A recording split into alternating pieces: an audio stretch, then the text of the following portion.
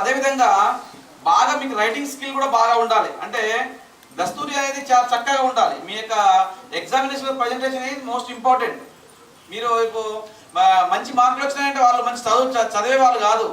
చదివే వాళ్ళు ఏంటి అని బాగా చదివినా కూడా అని కొంగరాత రాశారు అనుకో, ఎవరైతే దానికి మార్కులు రావు. ఆయన చూసి రాసిన ఉంటారు కొంతమంది, ఆయనకి ఏం రాకుండా చూసి రాస్తారు, ఆయనకి మంచి మార్కులు వస్తాయి. అంటే ఎట్లా స్క్రిప్ట్ ఈజ్ మోస్ట్ ఇంపార్టెంట్. కాబట్టి మీరు చాలా చక్కగా కూడా హిందీ, ఇంగ్లీష్, తెలుగు ఈ మూడు కూడా చాలా చక్కగా నేర్చుకోవాలి. బాగా హ్యాండ్ రైటింగ్ చేంజ్ చేసి దానికోసమే కదా. నేను కూడా మీకు November 14th రోజు ఒక క్లాస్ ఫస్ట్ వచ్చే వాళ్ళకి కూడా ప్రతి పిల్లవానికి అందరూ కూడా 8th క్లాస్ వరకు నేను ఒక 1016 రూపాయలు మంచి గిఫ్ట్ ఇవ్వాలనుకుంటున్నాను. మీకు అందరూ కూడా మీకు November 14th ఖచ్చితంగా